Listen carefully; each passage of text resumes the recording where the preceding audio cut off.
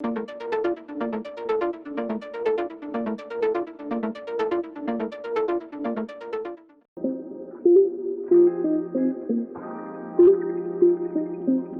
Morning everyone.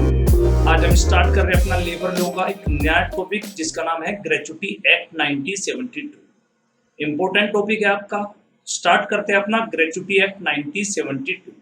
तो ये भी एक क्वेश्चन हो सकता है, आपको पता होना चाहिए ग्रेच्युटी एक्ट आपका कब आएगा 1972 में, किस डेट को ये इफेक्टिव हुआ, कब ये फोर्स में आया बच्चों, 16 सितंबर 1972, 16 सितंबर 1972 को क्या आपका इफेक्टिव हो गया था बच्चों। फिर हम बात करते हैं जो ग्रेच्युटी वर्ड है बच्चों, कहाँ से डिराइव किया गया। ये लैटिन वर्ड से लिया गया gratuitous. The term gratuity is derive from Latin word gratuitous. Sir होता क्या है ग्रेच्युटी? तो ग्रेच्युटी बच्चों क्या होता है, एक लमसम पेमेंट।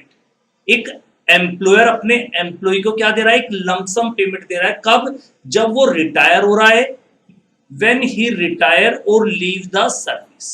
समझो बच्चों क्या कहना चाहते हैं। सपोज कीजिए बच्चों, आपने अपने एम्प्लॉयर के यहाँ पे आपने 15-20 साल काम किया, तो आपका एम्प्लॉयर आपको जब आप जाओगे, या तो आप रिटायर होके जा रहे हो, या ऐसा भी हो सकता है आपने कुछ साल सर्विस करने के बाद अपनी सर्विस से रिजाइन दे दिया हो, रेजिग्नेशन दे दिया हो, तो आपको आपका एम्प्लॉयर अपने एम्प्लॉय को एक लमसम पेमेंट देगा, जिसको हम क्या बोलते हैं, ग्रेच्युटी। तो ग्रेच्युटी क्या है बच्चों, एक लमसम पेमेंट।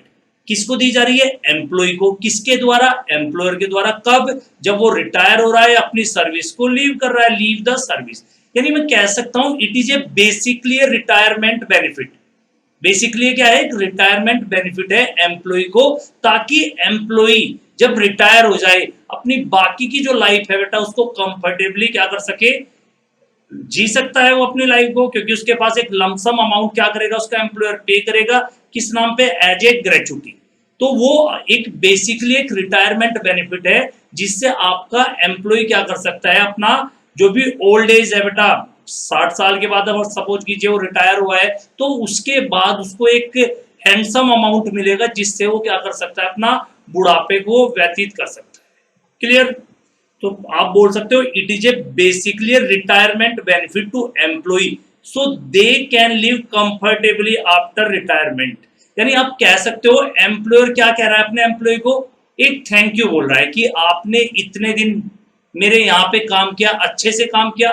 खाली थैंक यू से काम थोड़ा पड़ेगा, ये थैंक यू भी इन कैश, यानी आपको एक लमसम पेमेंट देके आपको थैंक यू बोला जा रहा है। कहने का मतलब ये नहीं कि सिर्फ थैंक यू बोल दिया कि आपने इतने दिन, आपको जब आपने इतने साल हमारे यहाँ पे काम किया, तो आपको एक लमसम पेमेंट दी जा रही है, जिसको हम क्या बोल रहे हैं बच्चों, ग्रेच्युटी। ठीक है, हम बात करते हैं applicability of the act. Act का मतलब यहाँ पे ग्रेच्युटी एक्ट 1972। ये जो ग्रेच्युटी एक्ट है, ये एप्लीकेबिलिटी, इसकी एप्लीकेबिलिटी कहाँ पे है? आप सभी बच्चों को पता होगा सेक्शन 1 किसी भी एक्ट का क्या बात करता है, एप्लीकेबिलिटी ऑफ द एक्ट।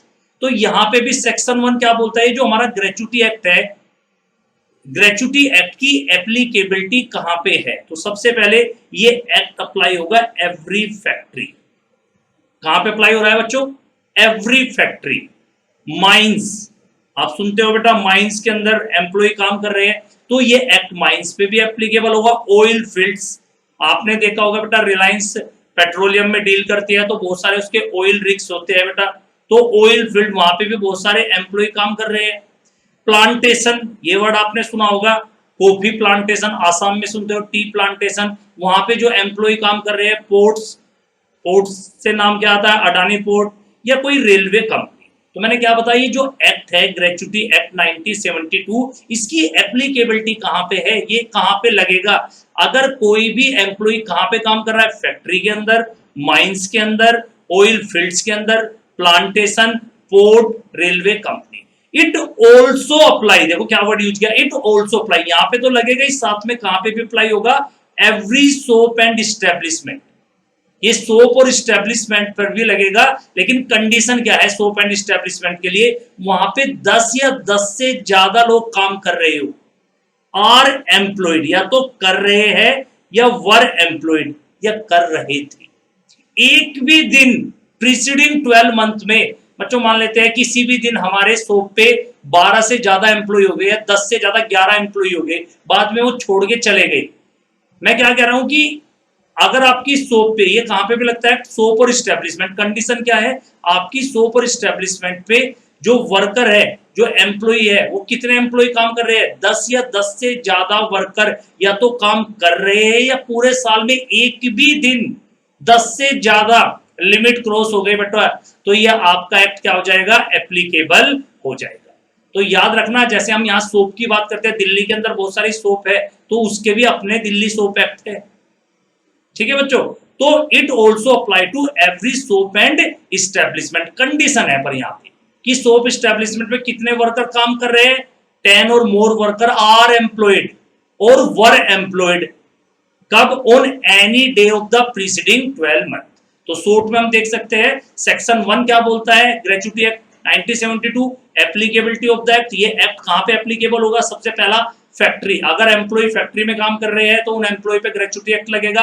दूसरा माइंस पे, तीसरा ऑयल फील्ड, फोर्थ आपका प्लांटेशन, 5 पोर्ट, 6 रेलवे कंपनी, और इनके अलावा किस पे भी अप्लाई होगा, सोप एंड इस्टेब्लिशमेंट। लेकिन कंडीशन क्या है, वहां पे 10 या 10 से ज्यादा एम्प्लॉय काम कर रहे हैं या कर रहे थे, कब, any day of the preceding 12 month. और एक बार ये सोप और इस्टेब्लिशमेंट पे एक्ट लग गया तो हमेशा के लिए एक्ट एप्लीकेबल हो जाएगा, चाहे नंबर ऑफ एम्प्लॉय बिलो 10 हो जाए।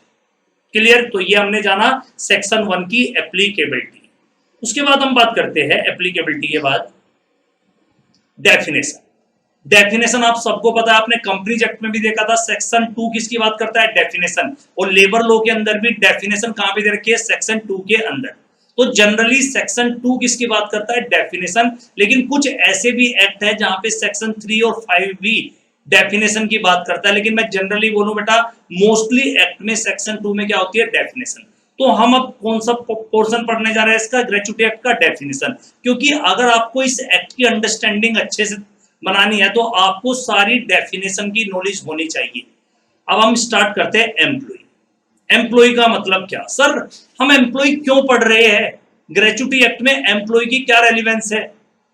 भैया ग्रेच्युटी किसको मिलेगी, एम्प्लॉय को मिलेगी ना, तो हमें पता तो होना चाहिए एम्प्लॉय का मतलब क्या होता है। तो employ means any person, employ में कौन आ सकता है, कोई भी पर्सन अदर देन अप्रेंटिस। किसको नहीं लिया है एम्प्लॉय में, अप्रेंटिस को। अप्रेंटिस का मतलब trainee. Employ means any person who is employed for wages. वो फ्री में काम नहीं कर रहा था, बदले में वो क्या लेता है, वेजेस। एम्प्लॉय का मतलब कोई भी पर्सन अदर देन अप्रेंटिस जो किसके लिए काम कर रहा है, वेजेस के लिए। और उसकी जो एम्प्लॉयमेंट की टर्म एंड कंडीशन है, या तो एक्सप्रेसली बताई गई है, इम्प्लाइडली, यानी term of such employment are express और इम्प्लाइड। किस तरीके का काम हो सकता है बेटा, वो जो काम कर रहा है वो किसी भी तरीके का काम कर सकता है एम्प्लॉय। स्किल्ड, स्किल्ड काम के लिए आपको थोड़ा पढ़ा लिखा होना चाहिए, सेमी स्किल्ड जिसमें आपको थोड़ा से आप पढ़े लिखे हो, सारा आधा काम पढ़े लिखो वाला करते हो, वैसा भी। और अनस्किल्ड, भाई कम पढ़े लिखे लोग होते हैं तो उनसे क्या कराते हैं, अनस्किल्ड वर्क करते हैं। तो यहाँ पे चाहे वो एम्प्लॉय किस नेचर का काम कर रहा है, स्किल्ड वर्क करता हो, सेमी स्किल्ड या अनस्किल्ड, और चाहे वो एम्प्लॉय मैनेजरियल कैपेसिटी में वहां पे हो या एडमिनिस्ट्रेटिव कैपेसिटी पे, उससे कोई फर्क नहीं पड़ता, ग्रेच्युटी तो मिलेगी उस एम्प्लॉय को।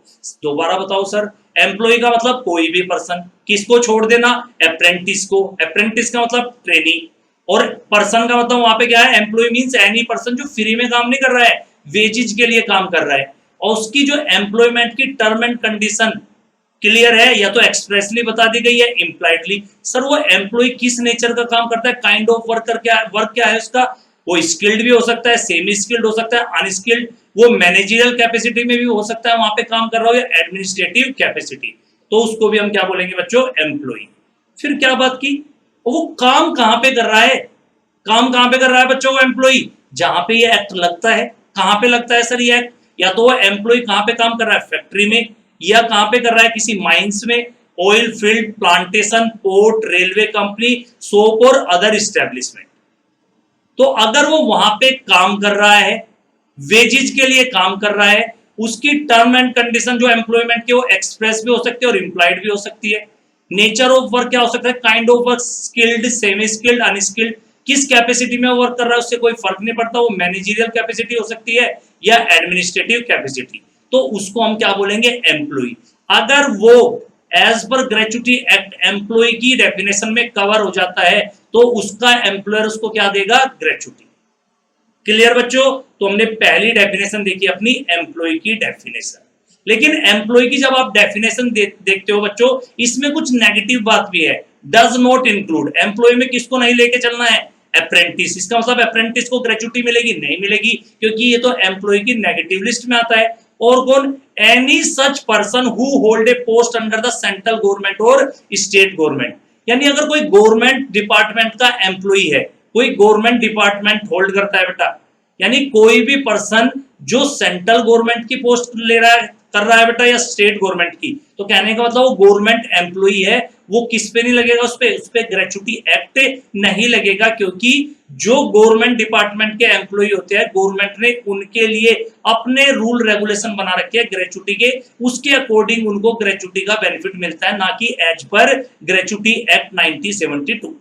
तो कौन सी दो नेगेटिव लिस्ट बताई मैंने, अप्रेंटिस को एम्प्लॉय में कवर मत करना, या कोई भी पर्सन जो पोस्ट होल्ड करता है तो सेंट्रल गवर्नमेंट के अंडर या स्टेट गवर्नमेंट, यानी मैं कह सकता हूं गवर्नमेंट एम्प्लॉय या गवर्नमेंट डिपार्टमेंट में वो काम कर रहा है, किसी मिनिस्ट्री वगैरह में अगर वो काम कर रहा है बंदा, तो उस पर ग्रेचुटी एक्ट 1972 के अंदर वो एम्प्लॉय नहीं माना जाएगा। जब वो एम्प्लॉय नहीं माना जाएगा तो एज पर ग्रेचुटी एक्ट 1972 उसको ग्रेचुटी नहीं मिलेगी। क्लियर? उसके बाद हम बात करते हैं एम्प्लॉय के बाद बच्चों, एक डिसाइडेड केस है आपके मॉड्यूल के अंदर, Ahmedabad private primary teacher association versus administrative officer. इस डिसाइडेड केस ने क्या बताया, जो टीचर्स होते हैं ना बेटा, वो भी किसकी डेफिनेशन में कवर होंगे, एम्प्लॉय।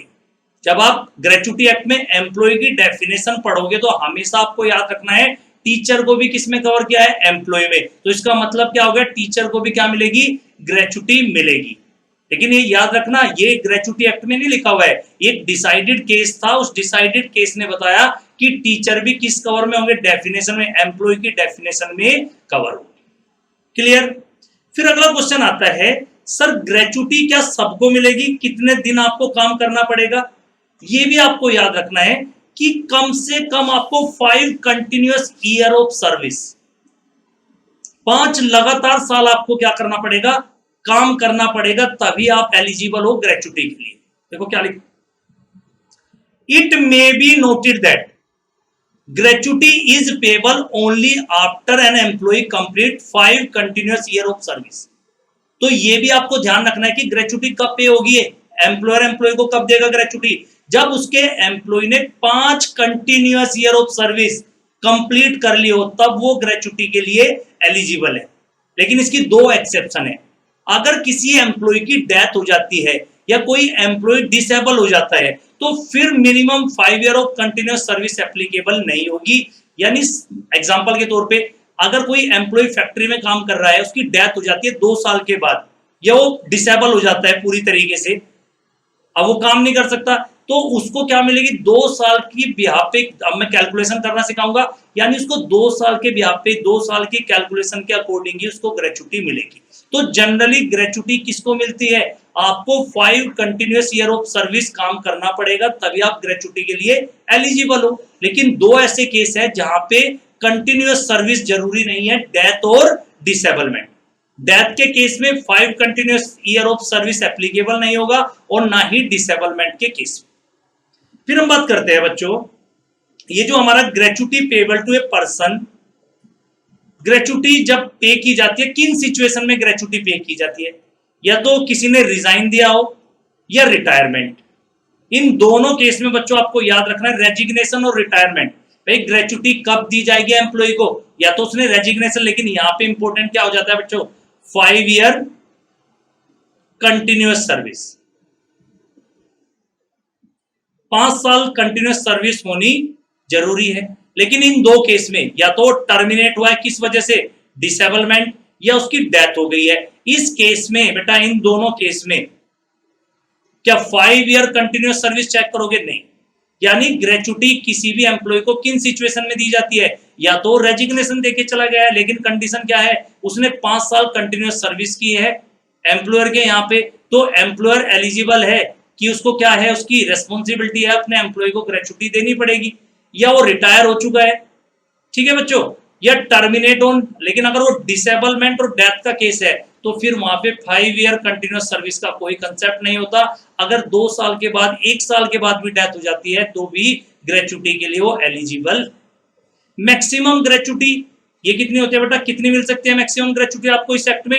20 लाख रुपीस। हाँ, एम्प्लॉयर इससे ज्यादा देना चाहे तो मोस्ट वेलकम, लेकिन as per act maximum gratuity कितनी होगी? 20 लाख। याद रखना, ये पहले लिमिट 10 लाख होती थी, ये मैक्सिमम ग्रेचुटी अब कितनी हो चुकी है? 20 लाख रुपीस। फिर हम बात करते हैं ये जो ग्रेचुटी की आप कैलकुलेशन, आपने कहीं ना कहीं इनकम टैक्स एक्ट में एक सैलरी चैप्टर पढ़ा था, वहां पे भी ग्रेचुटी की कैलकुलेशन आपने देखी होगी बच्चों। तो ये जो ग्रेचुटी पे की जाती है वो कितने दिन के बेसिस पे? एट द रेट ऑफ, ये इंपॉर्टेंट है, 15 डे वेजेस। जो ग्रेचुटी पे की जाती है at the rate of 15 day wages. और यहां पे याद रखना, यहाँ पे वेजेस का मतलब क्या है? Basic salary plus DA. दो चीजें लेनी है आपको, basic salary plus DA for every completed year of service. तो याद रखना, जो ग्रेचुटी पे करोगे at the rate of 15 day wages, और यहाँ पे वेजेस का मतलब कैसे कैलकुलेट करोगे आप? बेसिक सैलरी लेना प्लस डीए लेना एज पर लेटेस्ट सैलरी, जो भी आपकी लेटेस्ट सैलरी वेजेस ड्रॉ किया है ना, for every completed year of service. और एक बात आपको याद रखनी है, last year of service. Suppose कीजिए किसी एम्प्लॉय ने अपने एम्प्लॉयर के यहाँ 15 ईयर 7 मंथ सर्विस दी है, तो अगर लास्ट ईयर में 6 मंथ से ज्यादा की सर्विस दी है तो उसको लास्ट ईयर को 6 मंथ से ज्यादा अगर आपने सर्विस दी है तो उसको deem to be full year मान लेंगे। जैसे एग्जांपल के तौर पे 15 ईयर अगर मैं 7 मंथ कहूं तो इसको क्या कंसीडर करना है बेटा आपको? 16 ईयर। तो if the last year of service if employ has completed more than 6 month it will be treated as full year for the purpose of gratuity. तो जब आप ग्रेचुटी की कैलकुलेशन करोगे तो लास्ट ईयर में आपको चेक करना है कि लास्ट ईयर में अगर आपने 6 मंथ से ज्यादा की सर्विस दी है तो उसको क्या कंसीडर किया जाएगा? Full year. तो ग्रेचुटी भी उसी के अकॉर्डिंग पे की जाएगी। फिर हम बात करते हैं बच्चों, ये फॉर्मूला है आपका 15/26 इंटू लास्ट ड्रॉन सैलरी, यानी लास्ट ड्रॉन सैलरी का मतलब 1 मंथ सैलरी, और 1 मंथ सैलरी आपको कैसे देखनी है? बेसिक सैलरी लेना प्लस डीए और नंबर ऑफ ईयर कंप्लीटेड, जितने भी साल आपने कंप्लीट किए हैं, और अगर लास्ट ईयर आपका 6 मंथ से ज्यादा है तो उसको क्या कंसीडर करना बेटा? Full year. और स्टैट्यूटरी लिमिट तो आपको पता ही है, मैक्सिमम कितना हो सकता है? 20 लाख। तो आपको ये याद रखना 26 ये क्यों लिया है? 4 दिन आपको पता है हॉलीडे के, इसलिए यहाँ पे 26। 15/26 last drawn salary. Last drawn salary का मतलब 1 मंथ सैलरी। और कैसे कैलकुलेट करोगे salary? Basic salary plus DA को ऐड करना, इससे आपकी 1 मंथ सैलरी आ जाएगी लास्ट ड्रॉन सैलरी। और नंबर ऑफ ईयर जितने भी आपने, नॉर्मल केस में 5 साल से तो ज्यादा होने चाहिए, तो अगर आपने जब लास्ट ईयर आपका 6 मंथ से ज्यादा है तो उसको भी क्या कंसिडर करना? फुल ईयर, ग्रेचुटी की कैलकुलेशन के लिए। फिर हम आगे देखते हैं बच्चों, in case of seasonal establishment. भाई कुछ एस्टेब्लिशमेंट क्या होती है? सीजनल एस्टेब्लिशमेंट होते हैं, जैसे शुगर केन फैक्ट्री, यहाँ पे पूरे साल नहीं काम होता है। तो कह रहे हैं कि सीजनल एस्टेब्लिशमेंट के अंदर ग्रेचुटी की कैलकुलेशन कैसे होगी? पहली बात, सीजनल एस्टेब्लिशमेंट में आपको एक बात और ध्यान रखनी है, जितने भी टाइम पीरियड के लिए आपका एस्टेब्लिशमेंट ऑपरेशन में था उसका 75% आपकी वहां पे क्या होनी चाहिए? आपने वहां पे काम किया हो, तभी आप ग्रेचुटी के लिए एलिजिबल है। और अगर आप ग्रेचुटी के लिए एलिजिबल है तो ग्रेचुटी की कैलकुलेशन कैसे होगी? यहाँ पे 15/26 नहीं लिखे, याद करेंगे 7/26 last drawn salary number of years completed. Clear? ये है किस केस में? अगर आप सीजनल एस्टेब्लिशमेंट के केस में ग्रेचुटी की कैलकुलेशन करोगे तो ये फॉर्मूला है, ऊपर आपने नॉर्मल केस में ग्रेचुटी की कैलकुलेशन का फॉर्मूला देखा। फिर इंपॉर्टेंट बात आती है बेटा section 2A, most important, continuous service. Sir continuous service क्यों इंपॉर्टेंट है? क्योंकि अभी मैं बता के आया हूं कि अगर आपको ग्रेचुटी चाहिए तो आपको कंटिन्यूअस सर्विस करनी पड़ेगी 5 इयर्स। तो कंटिन्यूअस सर्विस का भी मतलब बताया है कि 5 साल तो कंटिन्यूअस सर्विस आपको करनी पड़ेगी, एक्सेप्ट डेथ और डिसेबलमेंट का केस अगर छोड़ दिया जाए। लेकिन ये जो कंटिन्यूअस सर्विस है इसको डिफाइन किया है सेक्शन 2A।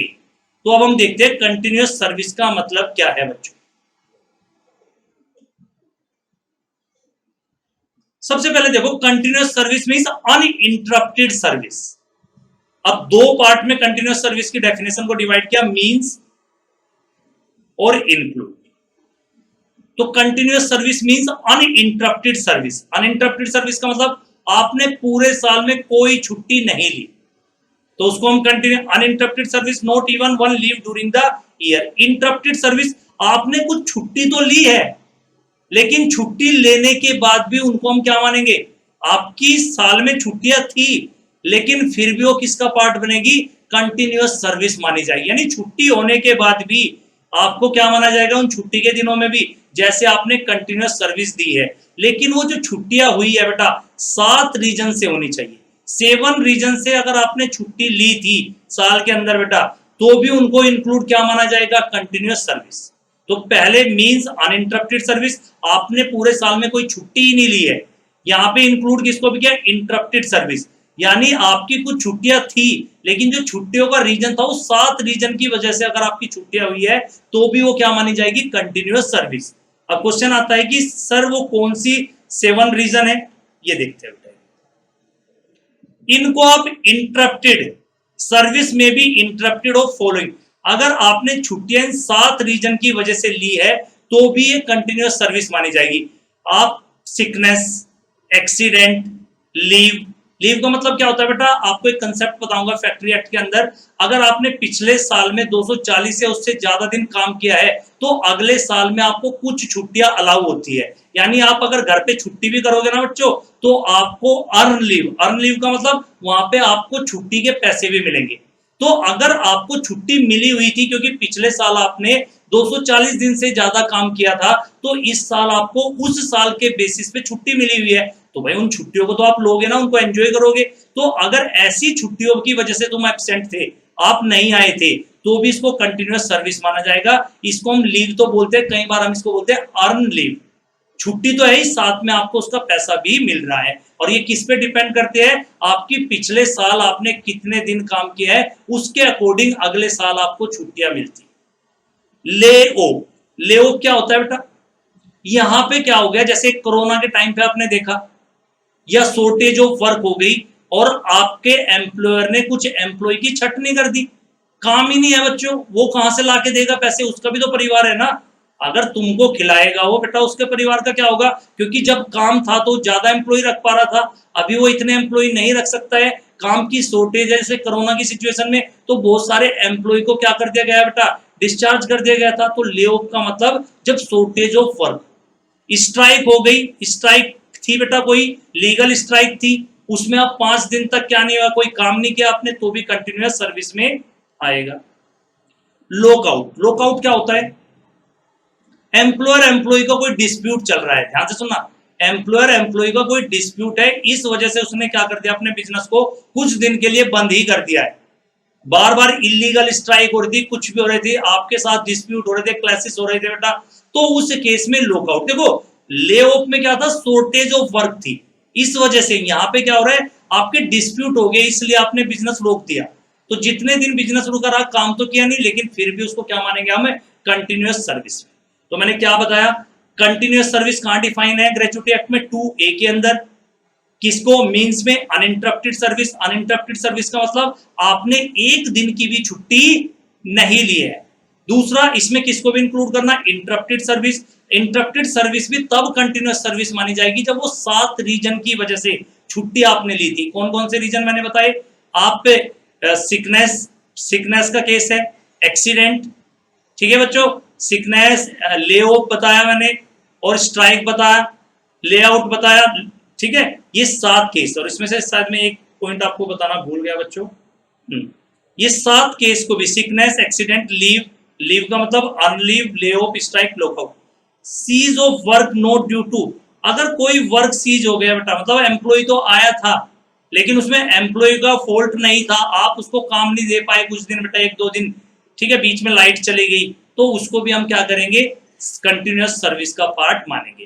तो ये 7, अगर इंटरप्टेड सर्विस इन 7 रीजन की वजह से है तो ये भी क्या मानी जाएगी, कंटिन्यूअस सर्विस। फिर हम बात करते हैं बच्चों, अब हम देखते हैं 1 ईयर और 6 मंथ। दोनों के एंगल से। 6 मंथ सर क्यों देख रहे हो 1 ईयर? भाई मैंने क्या बोला है, 5 कंटिन्यूअस ईयर ऑफ सर्विस, 5 साल आपने कंटिन्यूअस सर्विस की। अब कंटिन्यूअस सर्विस का ये मतलब भी तो कुछ होना चाहिए ना। ये थोड़ा हो सकता है कि आपने एक साल में 20 ही दिन आए थे, कम से कम एक साल में आपको, अभी बताऊंगा मैं कितने दिन तो प्रेजेंट होना चाहिए था, तभी वो आपका कंटिन्यूअस ईयर माना जाएगा। और 6 मंथ सर क्यों बताया आपने, फिर 6 मंथ की क्या रेलिवेंस है? अभी मैंने बताया कि लास्ट ईयर अगर आपका 6 मंथ से ज्यादा का है तो उसे भी आप क्या मान के चलना ग्रेचुटी कैलकुलेशन के लिए, फुल ईयर। तो 6 मंथ में भी कम से कम आपने कितने दिन काम किया होगा, तभी उसको हम फुल ईयर मानेंगे। अब देखते हैं पहले 1 ईयर के एंगल से देखते हैं। 1 ईयर में दो कैटेगरी बनाई मैंने, देखो दो कैटेगरी। पहली बात, जो हमारे एम्प्लॉई है वो माइंस के अंदर काम करते हैं। कहां पे काम कर रहे हैं? माइंस के अंदर। आपने झारखंड वगैरह में सुनते हो बहुत सारी कोल की माइंस है, उसके अंदर एम्प्लॉय काम कर रहे हैं। पहली बात, एम्प्लॉय कहां पे काम कर रहे हैं? Employ working below the ground in mines, और या तो माइंस में काम कर रहे हैं दूसरी, और जो एम्प्लॉय वर्क कर रहे हैं ना 5 डेज वीक, 2 दिन की उनकी छुट्टियां रहती है। दो बातें समझो, या तो एम्प्लॉय कौन से है? जो माइंस के अंदर काम कर रहे हैं, और दूसरी बात, जो भी एम्प्लॉय वर्क कर रहा है एस्टेब्लिशमेंट के अंदर वो 5 डेज वीक काम करता है। तो उस केस में एम्प्लॉय को कम से कम एक साल में एक्चुअली उसका कितना वर्क होना चाहिए? At least 190 days during 12 calendar year. यानी एक साल को तभी हम कंप्लीट ईयर मानेंगे, कंटिन्यूअस ईयर ऑफ सर्विस मानेंगे, अगर एम्प्लॉय कहां पे काम करता है। अगर एम्प्लॉय बच्चों कहां पे काम कर रहा है? माइंस के अंदर काम करता है। और दूसरा, अगर वो ऐसे एस्टेब्लिशमेंट में काम करता है जहां पे 5 डेज वर्क है, 2 दिन की छुट्टियां रहती है, तो कम से कम तभी उसका कंटिन्यूअस ईयर ऑफ सर्विस माना जाएगा, 1 कंप्लीट ईयर ऑफ सर्विस। कम से कम उसने एक साल के अंदर 190 दिन काम किया है, even after interruption due to 7 reason. वो अभी 7 रीजन बताए, उसके बाद भी कम से कम एटलीस्ट 190 डेज वर्क होना चाहिए, तभी क्या माना जाएगा बेटा? Continuous year of service. कौन से सिचुएशन में? जब माइन के अंदर काम कर रहा है, दूसरा किसी ऐसे एस्टेब्लिशमेंट में काम कर रहा है जहां पे 5 डेज वीक वर्क होता है। अब दूसरा लेते हैं, दूसरा एम्प्लॉय कौन सा है? जो अदर देन माइन ग्राउंड, यानी वो प्लेन में काम कर रहा है, माइंस के ग्राउंड के अंदर नीचे जाके काम नहीं करता है, और उसका जो काम है 6 डेज पर वीक है। 5 डेज वाला पहली सिचुएशन, दूसरा 6 डेज पर वीक। तो एम्प्लॉय ने कम से कम 240 डेज वर्क किया हो पूरे साल में during 12 calendar month, even after interruption due to 7 reason. वो जो 7 रीजन अभी बता के आऊं मैं, इंटरप्टेड सर्विस जिसको भी कंटिन्यूअस मानेगा, उसको मिला के कम से कम 240 डेज आपने पूरे साल में काम किया होगा, तभी कंटिन्यूअस सर्विस मानी जाएगी। अब आते हैं सर 6 मंथ वाला। 6 मंथ की क्यों रेलिवेंस है? क्योंकि लास्ट ईयर में अगर 6 महीने से ज्यादा आपने काम किया है तो ग्रेचुटी के लिए उसको भी फुल ईयर मानते हैं। तो हम यहाँ पे चेक करते हैं, सेम मैंने क्यों लिखा बेटा? सेम का मतलब समझो, सेम सिचुएशन जो फर्स्ट में थी। अगर एम्प्लॉय कहां पे काम कर रहा है? माइंस के अंदर काम कर रहा है, और 5 डेज वीक वर्क है उसका, दोनों में से कोई भी एक है, तो कम से कम उन 6 महीने में भी 95 डेज ड्यूरिंग 6 कैलेंडर मंथ उसने अगर काम किया होगा, तो फिर उस 6 मंथ को हम क्या कंसीडर करेंगे? Full year. और अगर वो कौन सा एम्प्लॉय है जो माइंस में काम नहीं करता है, प्लेन में काम कर रहा है, ठीक है, यानी माइंस के अंदर काम नहीं कर रहा, अदर देन माइंस वर्क करता है, ग्राउंड लेवल नीचे जाके काम नहीं कर रहा है, कोई माइन खदान वगैरह उसमें खान वगैरह उसके अंदर काम नहीं कर रहा है, उसके अलावा कहीं नॉर्मली काम कर रहा है, और वो 6 डेज वीक काम करता है, तो कम से कम 120 डेज उसने 6 कैलेंडर मंथ में एक्चुअली वर्क किया हो, तभी उस 6 मंथ को हम क्या मानेंगे? Complete 1 year.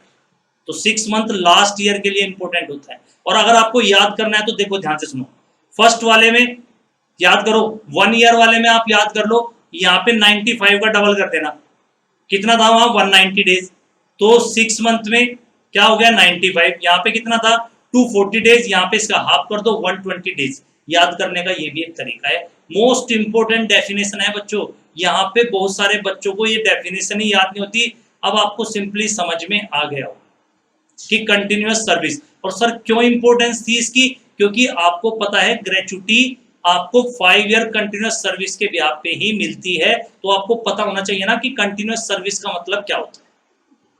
क्लियर बच्चों? नेक्स्ट हम देखते हैं जब बच्चों आप कभी भी वर्किंग डेज काउंट करो ग्रेचुटी एक्ट में, while calculating number of working days and employ, जब भी एम्प्लॉय के number of working days count कर रहे हो, कुछ चीजों को ले हो, जो मैंने अभी बताया था ऊपर, उसको ऐड बैक कर देना। Leave with salary, earn leave बोलते हैं बेटा, आपको पिछले साल के बेसिस पे इस साल कुछ छुट्टियां मिली है, उसको भी ऐड बैक करके चलना। टेम्परेरी, आप कोई डिसेबल हो गए, या तो आपका एक्सीडेंट हो गया, arising out of and in the course of his employment, इसका मतलब क्या होता है, चाहे फैक्ट्री के अंदर आपका टेम्परेरी डिसेबलमेंट होगा, फैक्ट्री के अंदर, या फैक्ट्री के काम से आप बाहर जा रहे थे तब आपका टेम्परेरी डिसेबलमेंट हो गया, तो जब number of working days count करते हो तो इन सब चीजों को भी ऐड कर लेना। और मैटरनिटी लीव, तो ये आपको पता ही है बेटा, ये वुमेन एम्प्लॉय के लिए बात हो रही है। मैटरनिटी लीव को भी क्या करना, जब भी आप किसी एम्प्लॉय के number of working days count कर रहे हो तो उसमें इन चार चीजों को भी ऐड ऑन कर देना। क्लियर? फिर हम बात करते हैं बच्चों सीजनल एम्प्लॉयमेंट में, ऑलरेडी बता के आ चुका हूं। सीजनल एम्प्लॉयमेंट में मैंने बताया था कि एक्चुअली कितना वर्क होना चाहिए, if he has actually worked for at least 75% number of days on which the establishment was in, जितने भी पीरियड के लिए, भाई आपका सीजनल एम्प्लॉयमेंट है तो पूरे साल तो आपका ऑपरेशन में रहा नहीं होगा, तो जितने भी पीरियड के लिए ऑपरेशन में रहा है उसके 75% आपने वहां पे वर्क किया है, तभी आपको ग्रेचुटी मिलेगी। और ग्रेचुटी की कैलकुलेशन कैसे होगी बेटा, 7/26 लास्ट ड्रॉन सैलरी और नंबर ऑफ ईयर जो भी आपने सर्विस दिया, और लास्ट ईयर को आपको क्या मानना है, कंप्लीट। अगर लास्ट ईयर 6 मंथ से ज्यादा है तो उसको कंप्लीट ईयर मानना। क्लियर? फिर हम देखते हैं एम्प्लॉय पढ़ चुके हैं हम बच्चों। एम्प्लॉयर का मतलब क्या है, सर क्यों पढ़ा रहे हो एम्प्लॉयर हमें, अरे भाई ग्रेचुटी कौन पे करेगा, एम्प्लॉयर पे करेगा, तो इस एक्ट के अंदर हमें पता होना चाहिए ना एम्प्लॉयर कौन होगा।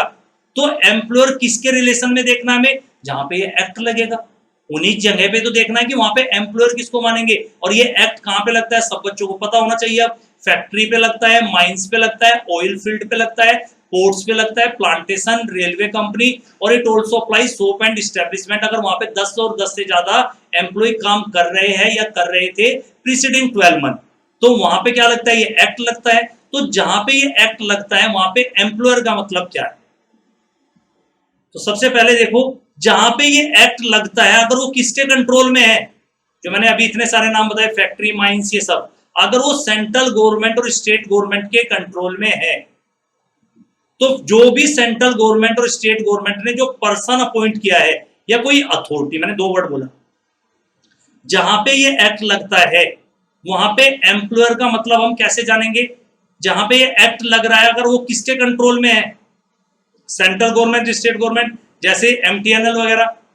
ठीक है बच्चों, तो जो भी सेंट्रल गवर्नमेंट, स्टेट गवर्नमेंट ने जिस भी पर्सन को एज ए एम्प्लॉयर अपॉइंट किया है, या अथॉरिटी, किसी अथॉरिटी को, इंडिविजुअल को ना करके किसी अथॉरिटी को अपॉइंट किया है, किस बात के लिए, कि आप जो भी वहां पे एम्प्लॉय काम कर रहे हैं आप उनको कंट्रोल और सुपरविजन आप करोगे। तो जिस पर्सन अथॉरिटी को अपॉइंट किया है सेंट्रल गवर्नमेंट, स्टेट गवर्नमेंट ने, उस पर्सन अथॉरिटी को हम क्या बोल देंगे वहां के लिए, एम्प्लॉयर। अगर कोई पर्सन अथॉरिटी अपॉइंट नहीं की गई है तो मिनिस्ट्री का हेड ऑटोमेटिकली क्या हो जाएगा, एम्प्लॉयर या हेड ऑफ डिपार्टमेंट।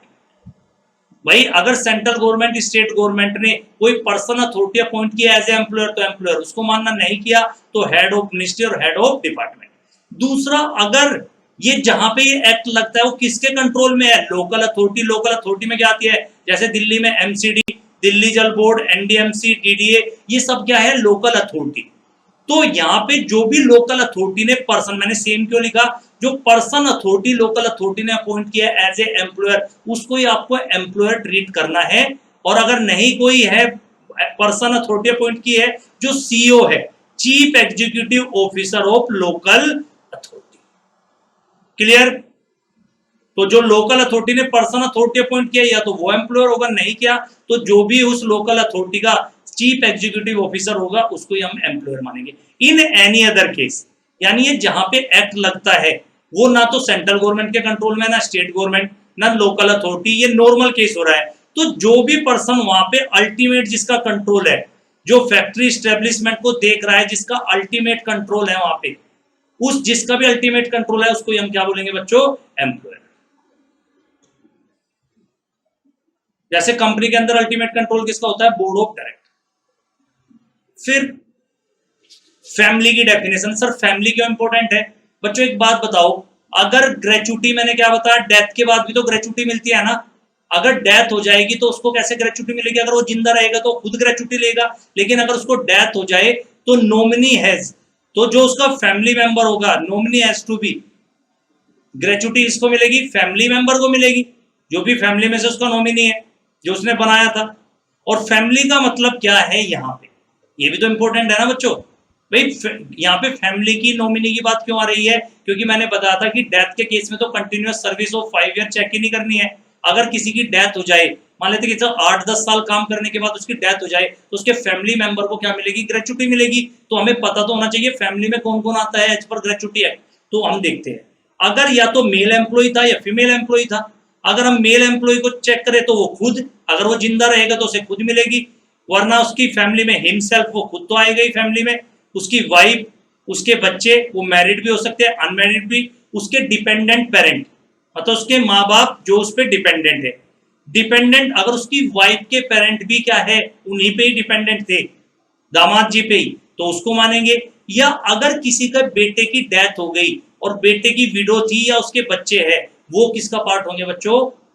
मेल के एंगल से वो ये फैमिली होगी। कौन कौन? वो खुद, उसकी वाइफ, उसके बच्चे मैरिड अनमैरिड, उसके डिपेंडेंट पेरेंट्स, उसके डिपेंडेंट पेरेंट्स उसके भी होंगे और उसकी वाइफ के भी। और अगर उसके बेटे की डेथ हो जाती है तो उसके बेटे की अगर कोई वाइफ थी बेटा, विडो जो हो चुकी है, उसको भी फैमिली मानेंगे। और उसका कोई अगर चिल्ड्रन है, बच्चा है कोई, उसको भी क्या मानेंगे? पोते को भी क्या मानेंगे यहाँ पे? फैमिली। फीमेल एम्प्लॉय में उल्टा कर दो, her self, her husband, her children married, her dependent parent of her husband. Same अगर आपको पहले वाला समझ में आ गया तो ऑटोमेटिकली ये पॉइंट समझ में आ गया। अगर आपने कोई लॉफुली चाइल्ड अडॉप्ट किया है, बाय हिम हर, कोई भी लड़का लड़की बेटा, उसको भी हम फैमिली का पार्ट मानेंगे। लेकिन अगर आपने किसी और को दे रखा है अपना बेटा, आपने खुद लिया है तो वो आपकी फैमिली का पार्ट होगा। आपने अपना बेटा किसी और को दे दिया, वो उसकी फैमिली का पार्ट होगा, तुम्हारी फैमिली का पार्ट नहीं होगा। इंपॉर्टेंट बात यहाँ पे, आपने फैमिली की डेफिनेशन पढ़ी, बहन भाई को कवर नहीं किया गया है, क्लियर, ब्रदर और सिस्टर को नहीं लिया गया है। तो ये भी इंपॉर्टेंट हो जाता है, आपसे पूछ सकता है। फिर बच्चों आती है एक बात, रिटायरमेंट का मतलब क्या है? Means termination of service. अगर कोई भी सर्विस टर्मिनेट हो रही है एम्प्लॉय की, अदरवाइज देन एन सुपर एन्वेशन। तो पहले सुपर एन्वेशन जान लेते हैं, ऑटोमेटिकली रिटायरमेंट पता चल जाएगा। सुपर एन्वेशन का मतलब क्या होता है बेटा? देखो रिटायरमेंट में तो आपको पता होता है कि जैसे गवर्नमेंट में 60 इयर्स में, कुछ स्टेट गवर्नमेंट में क्या लिखा है 58 ईयर, तो वो तो रिटायरमेंट हो गया। सुपर एन्वेशन का मतलब क्या होता है? अगर किसी एम्प्लॉय को जब एम्प्लॉयमेंट में रखा गया था उसी टाइम पे कॉन्ट्रैक्ट में फिक्स कर दिया गया था कि आपको 45 साल में हम क्या कर देंगे? रिटायर कर देंगे, आप अपना एम्प्लॉयमेंट वैकेट कर देंगे, उसको बोलते हैं सुपर एन्वेशन। जहां पे आपकी एज को कॉन्ट्रैक्ट के द्वारा फिक्स कर दिया गया हो, वहां पे बोलेंगे सुपर एन्वेशन। और अदर देन सुपर एन्वेशन को क्या बोलेंगे? रिटायरमेंट। ठीक है बेटा, रिटायरमेंट जनरली 60 ईयर्स होता है और कुछ जगह 58 ईयर्स भी होता है। सुपर एन्वेशन में 58 भी फिक्स कर सकते हैं, 48 भी हो सकता है, 52 भी हो सकता है। यानी जैसे ही वो एज कंप्लीट हो जाएगी, आप एम्प्लॉयमेंट को वैकेट कर दोगे, उसको बोलेंगे हम सुपर एन्वेशन। तो भाई रिटायरमेंट के केस में भी आपको क्या मिलेगी? ग्रेचुटी। सुपर एन्वेशन में भी, डेथ के केस में भी और डिसेबलमेंट के केस में। वेजेज। सर वेजेज की क्यों इंपॉर्टेंस है? बिल्कुल वेजेज की इंपॉर्टेंस है, क्योंकि आपने ग्रेचुटी का जो फॉर्मूला कैलकुलेट किया वो 15 दिन के वेजेज पे तो ग्रेचुटी कैलकुलेट होती है। तो वेजेज की डेफिनेशन आपको पता होनी चाहिए। तो वेजेज के अंदर all emoluments, all emoluments, emoluments का मतलब बेनिफिट। वेजेज में क्या आते हैं? वो सारे बेनिफिट जो एम्प्लॉय ने अर्न किया है, या तो ड्यूटी के टाइम पे जब उसने काम किया था, या अर्न लीव, यानी उसे पिछले साल की कुछ छुट्टियां मिली हुई थी इस साल, और छुट्टी भी मिली थी और उसमें छुट्टी के साथ उसको पैसा भी मिला था। जो भी एम्प्लॉयमेंट की टर्म एंड कंडीशन थी, वो पैसा या तो उसको पेड कर चुके हैं, पेबल है कैश में या जैसे भी बेटा। And include DA. मैंने बताया था आपको क्या याद रखना है, जब भी यहाँ पे वेजेज की बात हो तो बेसिक सैलरी प्लस किसको लेना है? डी। तो वेजेज का मतलब वो सारे बेनिफिट जो एम्प्लॉय ने अर्न किया है ड्यूटी पे, और कौन सी भी अर्न लीव, जो छुट्टी के, उसको छुट्टी के साथ पैसा भी मिल रहा है accordance with term and condition of his employment, चाहे वो पेड हो या पेबल, पे हो चुका है पेबल है, टू हिम इन कैश। और इंक्लूड किसको करना है? DA. But does not include, किसको नहीं लेना है वेजेस में? Bonus, commission, HRA, over time, other allowances का मतलब नो परक्विजिट। तो जब आप वेजेज को यहाँ पे आप वेजेज का मतलब जानना चाहते हो एज पर ग्रेचुटी एक्ट, तो वेजेज में आपको सिर्फ बेसिक सैलरी लेना है बच्चों और डीए लेना है। किसको नहीं लेना है? Bonus, commission, HRA, over time wages, other allowances यानी परक्यूजिट वगैरह को नहीं लेना है। मुझे नहीं पता बेटा आप इनकम टैक्स में क्या क्या पढ़ के आए हो। एज पर ग्रेचुटी एक्ट यहाँ पे आपको क्या लेना है? Basic salary plus DA. किसको इंक्लूड मत करना? Bonus, commission, house rent allowances, over time wages, other allowances का मतलब परक्यूजिट वगैरह। और वेजेज की क्यों इंपॉर्टेंस है? क्योंकि आपको पता था 15 डे वेजेज के बेसिस पे आप कैलकुलेट करते हो ग्रेचुटी। फिर यहाँ पे एक डेफिनेशन आती है एप्रोप्रिएट गवर्नमेंट। एप्रोप्रिएट गवर्नमेंट का मतलब क्या है? कुछ केस में एप्रोप्रिएट गवर्नमेंट क्या होगी? Central government. और कुछ केस में एप्रोप्रिएट गवर्नमेंट का मतलब क्या होगी? State government. सर इससे फायदा क्या होगा? जहां पे सेंट्रल गवर्नमेंट और एप्रोप्रिएट गवर्नमेंट होगी वहां पे रूल रेगुलेशन जो भी पावर होगी वो किसकी होगी? सेंट्रल गवर्नमेंट की। भाई एप्लीकेबिलिटी हो सकती है ना, जहां पे भी आपका ग्रेचुटी एक्ट एप्लीकेबल है तो वहां पे कुछ जगह पे अप्रोप्रिएट गवर्नमेंट कौन होगी? Central government. तो वहां पे रूल रेगुलेशन बनाने की पावर भी किसकी है? सेंट्रल गवर्नमेंट की। और कुछ जगह पे अप्रोप्रिएट गवर्नमेंट क्या मानेंगे? State government. तो सबसे पहले देखते हैं कहां पे सेंट्रल गवर्नमेंट को अप्रोप्रिएट गवर्नमेंट माना गया। अगर कोई स्टैब्लिशमेंट किसके कंट्रोल में है? Central government. अगर कोई स्टैब्लिशमेंट सेंट्रल गवर्नमेंट के कंट्रोल में है तो वहां पे अप्रोप्रिएट गवर्नमेंट का मतलब क्या होगा? Central government. अगर कोई स्टैब्लिशमेंट है जिसकी एक से ज्यादा ब्रांच है, यानी एक से ज्यादा स्टेट में अगर ब्रांच है, सपोज कीजिए मेरा एक दिल्ली में स्टैब्लिशमेंट है बेटा, मेरी अलग अलग ब्रांच है, मुंबई, तमिलनाडु, अलग अलग जगह पे ब्रांच है, तो वहां पे भी उस स्टैब्लिशमेंट के लिए भी अप्रोप्रिएट गवर्नमेंट कौन होगी? Central government.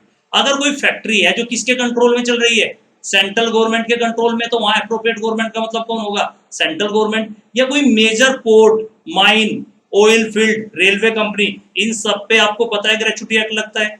Major port, mine, oil field, railway company, इन सब पे भी अप्रोप्रिएट गवर्नमेंट का मतलब क्या है? Central government. बाकी कोई भी केस आ गया वहां पे क्या होगा? अप्रोप्रिएट गवर्नमेंट का मतलब स्टेट गवर्नमेंट। सर वहां पे कौन से केस आएंगे? यहाँ पे प्लांटेशन भी तो बताया था मैंने। प्लांटेशन में अप्रोप्रिएट गवर्नमेंट का मतलब क्या है? State government. सोप और स्टैब्लिशमेंट, सोप की बात हुई है, सोप पे तो सोप का एक्ट होता है, जैसे दिल्ली सोप एक्ट है, तो वहां पे अप्रोप्रिएट गवर्नमेंट कौन होगी? डिसीजन लेने की पावर किसकी होगी? स्टेट गवर्नमेंट की। तो ये आपका एक छोटा सा भी कंसेप्ट था जिसमें आपने अभी सारी डेफिनेशन ऑलरेडी कंप्लीट कर चुके।